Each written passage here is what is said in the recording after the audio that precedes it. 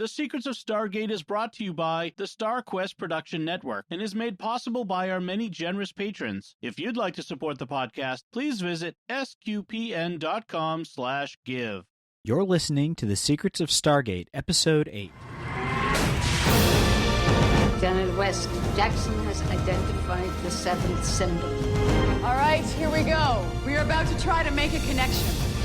All we gotta do is bust out of here, commandeer the ship, and fly on home.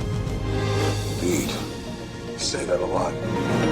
I know that this could be dangerous. But this is our job, right? It's what we signed on to do. It was never about going home. It's about getting us to where we're going. Hi, I'm Jack Barazzini, and you're listening to The Secrets of Stargate, where we talk about the hidden meanings and deeper layers found in the Stargate movies, TV series, and more. And joining me today are Father Cory Stika. Hi, Father. How's it going, Jack? It's going well. And Lisa Jones. Hi, Lisa. Hi, Jack. Hey. And Victor Lambs. Hi, Victor. Hi, Jack. All right, and today we are discussing the 8th episode of the first season of Stargate SG-1 called The Nox. And make sure you stick around. We're going to have some listener feedback after we discuss this episode at the end of the episode. Yay! Right, so this episode starts off with the Stargate is being demonstrated to a reviewer from the Pentagon who's looking at the technology and seeing the benefits of it. And despite the fact that it is a wormhole that allows you to travel through thousands of light years across space, he's not impressed because they have not brought back enough technology to make it worth his time. He even talks about how the Apollo missions were not worth it because all they brought back was moon rocks, which is a particular sticking point for me. People hating on the Apollo missions. And so Teal'c volunteers them to go to a planet where there's an alien race that has an invisibility cloak that even the Goa'uld have not been able to access.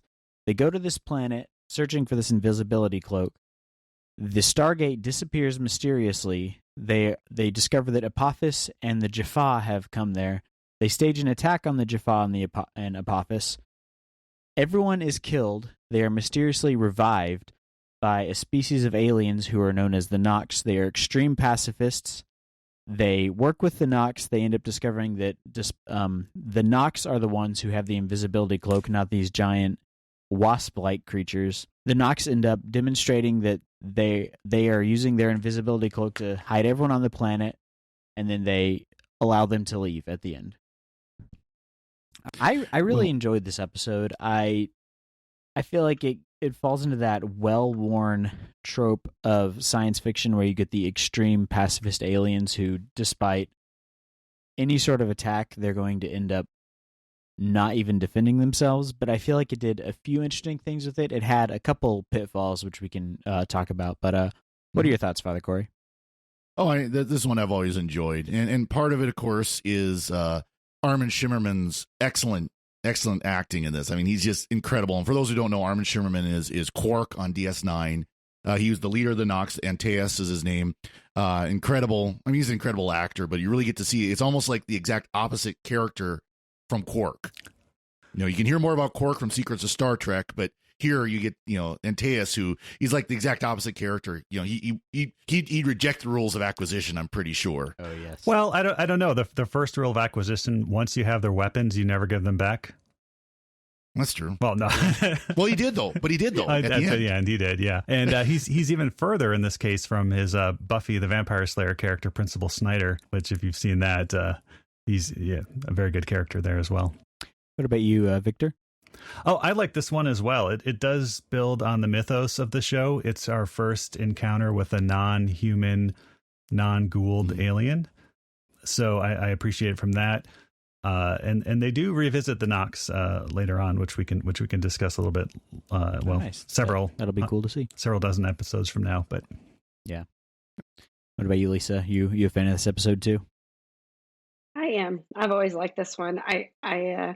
I love that the Nox are not what they seem, and you get a little of Apophis. You get a little, continues the Goa'uld, mythology. You learn more about them and about Apophis, and yet we meet this other species, and get a nice surprise at the end. So, yeah, I like it. I like that we get more into Teal'c's psychology here, where when he's speaking with the other Jaffa, it comes out that his whole view is that he wants to go back to his home world and free all the Jaffa. So you get kind of a bigger picture view of his plans more than just him taking care of himself, which I liked. It really deepens his character. Which, spoiler alert, the first time he says, yeah. I die free, right? Tal Shaka Bell. Tal Shaka Bell, everybody.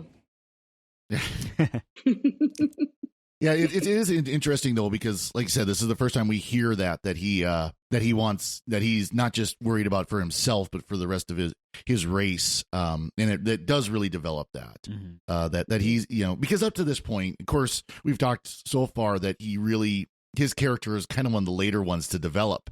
But now we're starting to see that is not just he's glad to be free of the gold. He also wants to make sure that the rest of his race is free from them. Right. Something else that was nice to see in this episode is that we finally so they're going to this planet to find this invisibility cloak from these strange creatures that you don't ever really get a clear view of them. You see them like once, but that really is not the main point of the episode. It's kind of a red herring. But as soon as they discover that Apophis is on the planet, you finally get Daniel Jackson acting like he cares about finding Cherie and Skara. Because as soon as he sees him there, he's like, all right, forget the mission. Let's take him captive. Let's bring him back. That will kill two birds with one stone. We'll get to find out what's going on with Cherie and Skara. And then we can also deliver him to the Pentagon and the higher up intelligence officers, and they can, drill him as much as they want about advanced technology. So it was good to see him actually caring about something, because I feel like his character thus far has been very, he's been very cold about things and kind of just detached from when bad things are happening. He's almost just wanted to observe them. So it's been good to see. It was good to see him taking some agency in that. Yeah, and I think this is where we really see Jackson's character develop into what he becomes for most of the show, which is when you meet an alien, trying to communicate with them, trying to figure out what their ways are, trying to communicate what our needs are, how they can align with your needs as well. And that's really the role he plays for most of the series from now on. Mm-hmm. Yeah, and he's not trying to make Samantha Carter be a slave for the group Knox or something like that. Something stupid. Yeah. Oh, that would have been very unpleasant. Yeah. Yeah, and so the Knox, they're these, at least upon first impression, they seem to be almost these Ferngully type hippie aliens who live in the forest. They have very shaggy, mossy hair. I'm trying to think. I cannot put my finger on it, but I feel like they look like something from another movie that I've seen in the past. I don't know what it is though. Cats? No. That might be it. Well, you know what? Man. When we now I'm not going to be able to get First that image out of my Commandment, head. when we were watching The First Commandment, I meant to go back and look, but I could have sworn I saw one of them, or at least the costume, with the big headdress in one of the scenes. Yeah. And I wonder if it was one of those, the costume department, created it in First Commandment and then went, oh, we could make a whole, this could be their identity for this episode. Oh, I can't believe I forgot to go back and screenshot that. Could have been an Easter egg. That's kind of interesting. Yeah. That could have been a kind of interesting Easter egg. Right. Yeah. Yeah. So they're extreme pacifists. They refuse to kill it all. And they have this ability to cloak themselves and also cloak other objects. It's never really fully explained as some kind of psychic advanced power or advanced technology. But they also have the ability to heal people and bring people back from the dead, because early on in this episode, when the SG-1 team confronts Apophis, Samantha Carter, Daniel Jackson, and Jack O'Neill are all killed with the staff weapons. And then they wake up later on, they've been healed by the Knox. And later on we see, when the Knox child is killed, that they cannot shield themselves and heal someone at the same time. So they make that choice to be vulnerable and also heal. Yeah, so for Legend of Zelda fans, when SG-1 is wiped out, the Knox are kind of their fairy in a bottle that revives them after they're after they're dead. And there is that comparison between the Knox and the fairy folk. Jack actually refers to them as the wee folk or the wee people at one point. So I think they're very much meant to be like the fairy folk in this as well. And can we just talk about how like SG-1 are just like they've been taking like marksman lessons from stormtroopers at this point because they cannot hit anybody in that opening firefight. Oh yeah. I hate to say it as a former member of the Air Force. That sounds very Air Force to me. Oh no. We don't fire guns very much. We use things called, air to ground missiles and stuff like that, Yeah. Those you just get in the general vicinity and it goes boom. Well, it's nice to know that they had room to grow, right? They didn't do so well the first time against the Apophis, and they learned. Otherwise, it'd be a really short show. Yeah. What I would like to know, and they never talk about this in the episode, is what was Apophis doing on the planet, and what was his plan? It just seems like he was kind of wandering around. I'm gonna assume that he was looking for the creature to get the invisibility cloak, but they never really make that clear. And so at the beginning, when Teal'c is talking about going to this planet, there's like these big giant wasp type creatures. The Fenry. He refers to him as a hummingbird with teeth. And that they assume that they have the power of invisibility, which obviously later on we discover that it's the Nox who are shielding them because hunters come to the planet to hunt them. And so I'm assuming that is what Apophis was there for, but that's never really made clear in his motives, and also he doesn't really seem too concerned about getting things done, which seems to be a problem with the gold. Overall. Well, they're not particularly motivated. We learned from Children of the Gods that Apophis does not like to delegate. When he's looking for wives, he will go through the gate and get them himself. So if there's any, Fenry hunting to be done, he's going to be doing it himself. He just does not trust his Jaffa to do it. Yeah. I mean, Teal'c failed and he killed 2 of his underlings. So I think Apophis just like, I give up. I'm going to go do it myself. At least I can be there to kill them myself if they miss. But it is kind of more or less made clear that's what he wants. He wants the cloak technology. Not realizing it's not something that this animal does, it's something that the Nox do. And of course, that's the big concern about this one Jaffa who finds out about them, who was killed and was resuscitated by the Nox. That they're concerned, SG-1 is concerned that he's going to go back. And of course, as he does, he tells Apophis, hey, I know who can do this invisibility trick. Mm-hmm. It's funny because in terms of like advanced technology, doing an invisibility cloak is really not that hard. Like we can do that now. It's difficult, but we have that ability. They've made cloaks that you can see through the other side, and it looks kind of like how they have the effect here, where it's kind of like a shimmery, sort of like how they do the Predator in the Predator movies, where you can kind of see it, but you can see through it. Like they have that technology now here on Earth, so I'm wondering if there's no one else in the universe that has that ability that Apophis could steal it from. Well, the ancients, they can hide entire cities. But that's another thing that was interesting about this episode was the crux of it is basically when is it okay to fight, when is it okay to kill, and the Nox are, to all appearances, extremely pacifistic, and they seem to be kind of like primitive, like you said, fairy folk who are living in the forest. But at the end of the episode, it's revealed that they have this massive floating city. So they obviously have an advanced form of technology. And the whole point was, if the SG-1 team had not fought back against their pacifism and fought back against Apophis, everything would have been okay if they just trusted in that. But he could have just told them that from the get-go and everything would have been okay. This is one of those stories where if everyone had just communicated, the drama would not have happened. I don't know if the Nox are so much pacifists as passive aggressive at that point. It's like, well, if you had just like played along, we could have shared our technology with you, but now we'll never have that. But no, I mean, the Nox are the worst kind of pacifists. Not only will they not harm anybody to defend themselves, but they won't even let anybody else harm somebody to defend themselves.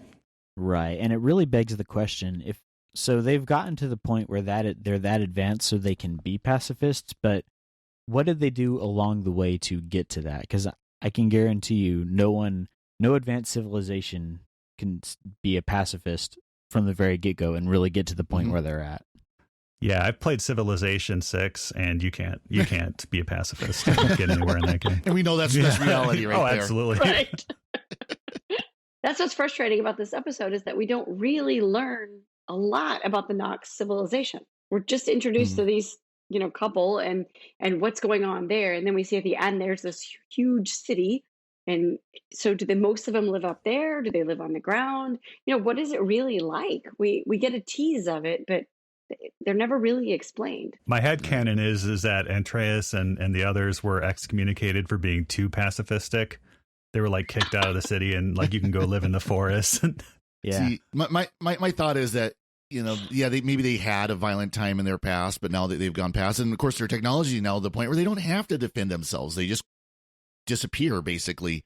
It's hard to shoot something that can suddenly just disappear and go away, And again, that really takes any sort of depth out of him admonishing the SG-1 team for being violent. And like he says, like, oh, you're so young and the young ones don't listen. It's like, no, you guys just have advanced technology that allows you to teleport. If everyone had that, we wouldn't have to shoot each other as much. I mean, and by the way, that's not the last. This isn't the last time we have an advanced technology that doesn't want to play nice with humans and share. It's pretty easy to be pacifist when you can have the technology and hide. Yeah, exactly. Hey, our ways are not your ways. Just that's all you need to know. There were some great one-liners on this one. They do something that was interesting in this episode that they haven't really touched upon, was when they first start speaking to the Nox and they bring him out of the hut where they've been revived, and he's giving them the food. I was almost waiting for Armin Shimmerman to start handing him food and being like, all right, you got to pay me up, pay me. But yeah. that wasn't going to happen. It takes them a while to learn the language to communicate with him. So they do address that issue where thus far, every time they've gone to a planet, everyone just speaks English and they don't even address it, which I'm fine with because I know that's a conceit you have to do with sci-fi, but it was interesting that they at least incorporated that somewhat into the story. Well, and it shows how advanced they are, that they can pick up languages at a drop of a hat, more relatively speaking. I mean, think of that. They went from having to do sign gestures to say eat to having full conversations in, course of matter. That's let's say, of course, time's being stretched and compressed as it is in TV, matter of an hour, let's say. They were able to go from, nothing to full conversations. Same thing with that older Knox, where he goes, well, how do you measure time?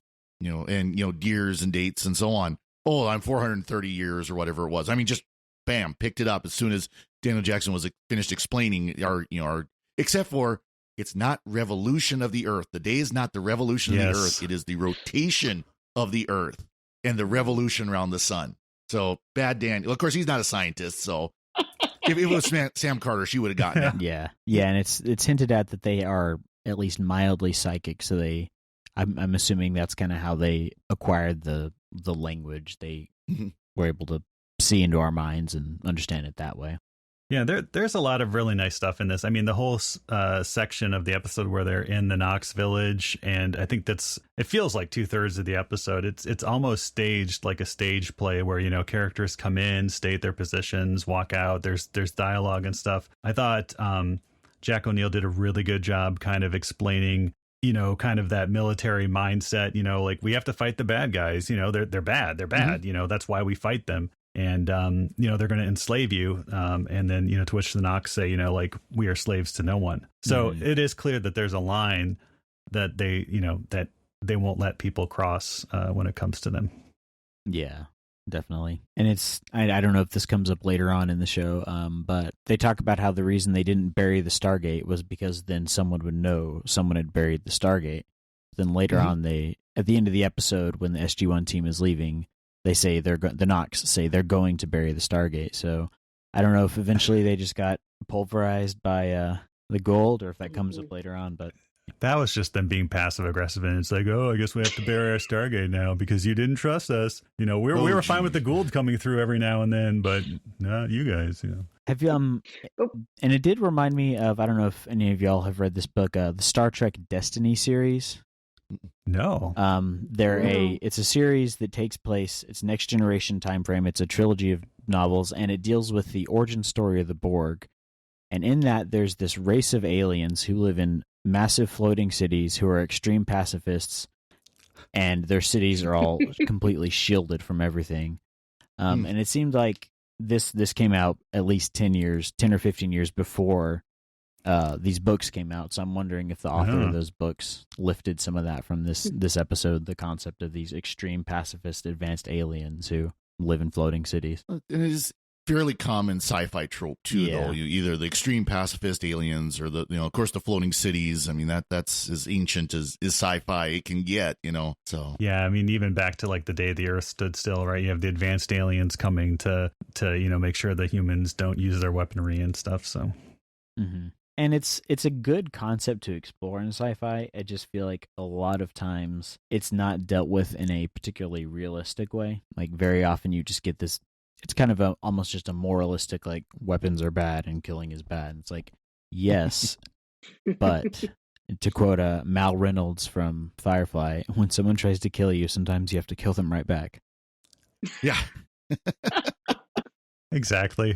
Yeah. But like we said, it's really easy to be against killing. You can just bring them back to life. Yes, definitely. Yeah. Or just hide before they can kill you in the first place. And it does, I mean, it did seem to me that it's not like, I didn't get the sense like the Nox were saying, "Oh, you humans, you Tari, we're going to judge you for this. It's just your way is not our way. Our way does not go the way you think it should." And I mean, maybe that's just my way of reading it, but and part of it, again, when you kind of look at the end, where also they've got this super advanced technology where they've got a floating city that they go to.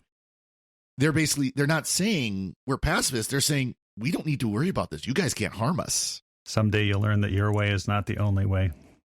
Yep. As they say. It seems like if that was the approach they're going to take, they could have been more proactive about stopping everybody. Like they could have just, because they send Apophis and Ola Jaffa back through the gate off screen, so you don't even know, do they just teleport them there, or how do they deal with that? But they could have just done that from the get-go and sidestepped all the issues that were dealt with in the episode, which obviously you're not going to do that because for narrative reasons, but I do wonder from a in-universe standpoint why they didn't just do that. And I mean, what possible reason would the Nox have for not letting Jack trank Apophis, with the tranquilizer dart? I mean, they're just being jerks at that point. I mean, well, they say we don't trust you, that you're going to take him back to your planet and guess do bad things to him. So but, that's not your I don't business. know. That's kind of a weak. Yeah. Our ways are not your ways. ways. Yeah. Well, they were just going to tell him that he was a bad man who's done very bad, nasty things. Mm-hmm. And he's just bad. Very bad. Did a lot of scenery chewing as well in this episode. Oh, yeah. Peter Williams, yeah. Who I didn't know until I looked up, but he was actually in MacGyver as well. So there's your callback to Richard Dean Anderson. I'm really digging his gold skull cap thing he's got going on. It's got to be itchy though. Oh yeah. Yeah, and this is the first time we also see the force shield, the personal force shield that they have. I also like how there's no name for the staff weapons; they're just called staff weapons. Like there's no. I was assuming Teal'c had some sort of Jaffa word for that. He's like, "This is my staff weapon." I'm like, "Yep, that's what it is." Well, pretty soon they'll introduce the Zat gun, and they have a lot of fun with the name for that. So, Oh, nice. And that does kind of remind me though that this is kind of the first episode where we really hear that the SG teams are seeking technology. Mm-hmm. Before this it was of course Shari and and finding them, and then it's exploring, and now technology. And of course that is one nice thing about, personally, one thing I've liked about the Stargate series is the technology is advanced throughout. But humans don't start out with this super magnificent technology. It took time to build up to the point where they have this really great technology, and they acquired it from different places, and eventually you will meet the Asgard and they'll bring in technology and goes from there. Mm-hmm. And I think that speaks to just the reality of how these things often go. Like scientists are often employed by the military to work on advancements in technology that, even though the scientists just want to do it purely for the sake of discovering, making discoveries in science and technology, there has to be a practical application before they're going to get funding for that. Like the space program, a lot of that was pushed by, we need to beat the Russians and we need to be in space. DARPA dollars are going towards the Stargate program here. Yeah, and we learn in this episode too, this is their 19th planet that they visited. So I guess that includes the other Stargate SG teams as well, but we don't get to see any of the other, I guess, 11 planets. And that's something that it's good to keep in mind for these kind of shows, where when you get a whole season and it's episode by episode, it's not literally every single day. Whereas oftentimes in serialized television, you're getting a much shorter window of time. Right. Like it's going to be day by day because the storylines are so compressed. And I think that was a good decision on the part of the creators, because that allowed for spin-off media like books, especially, that allowed them to have. And I'm trying to remember. I think isn't there an episode or two where we find out they are going back to a planet they'd been before or something like that, and it's kind of, we see some of it kind of in flashbacks. I can't remember for sure, but I thought there was something like that. Double Jeopardy, I think, is a season 5 episode where they do something like that. So it's a good way to do it, to allow for more expansion of the story, where again they can go back, they can do books, audiobooks, like Big Finish does a lot of stuff for Doctor Who with this kind of thing, or they're radio dramas, but they tell stories that are in between the televised stories, and so Stargate has that flexibility as well. Something else I really liked was the prop that they use for the Stargate. They've got that on the planet, and whoever designed that did a really good job at making that modular and look like a realistic physical object just sitting there, which really gives them, that's going to cut down your costs immensely. You just got to plop that down, rearrange some of the stuff, and you got your prop right there. Like that was good. This week we're filming here. Yeah. Next week we're filming on the top of this hill. Next week we're Yeah, and you could tell later on in the show when they moved to sci-fi and they had maybe less money, they wouldn't even show the Stargate on the planet that they were going to. They would just be on the planet. Maybe the steps, maybe like the bottom 2 steps or something. They'll just come down the couple of steps and they're there. Yeah, definitely. But yeah, it's a good episode. All right, Father Cory, did you have anything else you wanted to add? Nope, nothing else here. What about you, Victor? Nothing. I really liked Ray Zifo as Grandpa Knox. He was really good. Yeah, I think they did a really good job setting up the mythology of the show in this episode, and we see it pay off kind of later on. And I like this episode. Yeah, it was a good one. What about you, Lisa? I really like the scene where Carter is playing with the little boy, the girl. I can't remember which one it was. And Jack said, no, you can't keep him. Yeah. Yeah. It was a little playful moment. That was fun. Yeah, that was definitely good. All right, well, we have some feedback from our listeners today. Paul Leone on YouTube, commenting on the episode on Children of the Gods, says, I love the show and the conversational friends just talking about this cool thing vibe you all have. Keep them coming. And we'll definitely do that. That's something we're trying to do here, is keep it fun and keep it casual. Paul Leone, also on Twitter, commenting on our episode on the Enemy Within, says, good episode, but I've always thought it aired too soon in the season. They should have had a few more Kowalski appearances first to give his death more weight. And I definitely think that's something that would have been interesting if they had done it that way, because you kind of just get him in, and it's almost just, he's a cameo because he was in the movie, but you don't really get more than that. So what do y'all think? I think the show's producers and creators realize that as well. Given how many times they bring back Kowalski later on, I think they realize that they kind of ushered him out a little too soon. Mm-hmm. Yeah, it's from that standpoint, it would have been very nice to see him, and again, to develop a little bit more relationship with the character. But then the 3-part pilot went to worked as well. True. Mm-hmm. Yeah, that is true. That's the whole point of it was. Go ahead. Sorry. I was just saying it was good because it really set up that it was so the goal was so dangerous, right? To kill off a major character so quickly. Mm-hmm. So it worked for me. Right. It gives you it gives you the stakes. And Machine Language on Apple Podcast says, I love to listen to the Secrets of Stargate series thus far, as I have always wanted to learn about Stargate, and as I had seen parts of the show here and there throughout the years. And yeah, I definitely agree with that. I'm watching the show as we're doing these episodes, so it's been a lot of fun to get into this universe. It's always something that I've had on my list to watch, so this has been a fantastic opportunity to watch that, and it's been really fun discussing it with you all, because I know you've been fans of it for years, so it's been good learning about it from y'all. Well, and it has been fun for us. Paul talked about friends getting together and talking about this fun thing we have, and it's true. I mean, we all really enjoy this series, and it because it is such a fun series, and glimmers of the humor and glimmers of the energy and glimmers of the fun of the series are just starting to come through at this point, and it gets better. Yeah, definitely. So it's a good time. So hope everyone sticks with us. Thistledown John on Patreon says, I just bumped up my contribution amount because of this. If we get a Secrets of Babylon 5, I'll do it again. Thanks for the great shows. And I think that's definitely something that would be awesome to see at some point. Yeah, That's anyone awesome. want to chip in a little bit more for Secrets of Andromeda? Gene Roddenberry's? No, Oh. no one? Oh, okay. I'm going to speak for Dom Bettinelli, the CEO of StarQuest. We'd love to do it. We need panelists and editors. Anyone volunteering to do either or both, let Dom know, and we will have Babylon 5. And I would love to see it as well. I'm also a fan of that series. I'm not as knowledgeable in that as I am with Star Trek or Doctor Who or Stargate, but I'd love to see Babylon 5 as well. So we'll take volunteers to do it. We would love to have it. We just, we don't have the time and the resources because most of us, except Dom, are volunteers. So If you're not watching Babylon 5, there's a hole in your mind. That's all I can say. I agree with that. It's a fantastic show. So yeah. Is this when I confess I haven't seen it? Oh, you have to watch it. It is. Yeah, sorry. Secrets of Stargate, everybody. Yeah, definitely.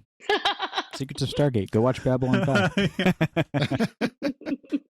Yeah, but so yeah, and something that always really helps is people like Thistledown John donating and supporting us on Patreon, and we'd like to take a moment now to thank our patrons who make it possible for us to create the Secrets of Stargate and all the other shows, including Secrets of Star Trek, Secrets of Technology, Jimmy Akin's Mysterious World, and hopefully someday down the line, Secrets of Babylon 5 and Secrets of Andromeda. Including Jeffrey W., Dennis H., Daniel M., Ann M., and Axel L. Their generous donations at sqpn.com/give make it possible for us to continue the Secrets of Stargate and all the shows at StarQuest. You can join them by visiting sqpn.com/give. Be sure to follow the show in Apple Podcasts, Google Play, Stitcher, TuneIn, Spotify, iHeartRadio, or on the SQPN YouTube channel. To find previous episodes of Secrets of Stargate and to send feedback, please visit sqpn.com/Stargate. You can email us at stargate@sqpn.com or follow StarQuest on social media at facebook.com/StarQuestMedia or on Twitter at SQPN. You can also join the StarQuest fan club mailing list by texting StarQuest to 6686. Send StarQuest to 6686. And we'll be back next time when we'll be discussing the next episode of SG-1, Brief Candle. Until then, Father Cory, thank you for joining me and sharing the Secrets of Stargate. Well, thank you, Jack. Lisa Jones, thank you as well. Thanks, Jack. And Victor Lambs, thank you too. Thank you. And the very young do not always do what they're told. And once again, I'm Jack Barazzini. Thank you for listening to the Secrets of Stargate on StarQuest. Anyway, I'm sorry, but that just happens to be how I feel about it. What do you think?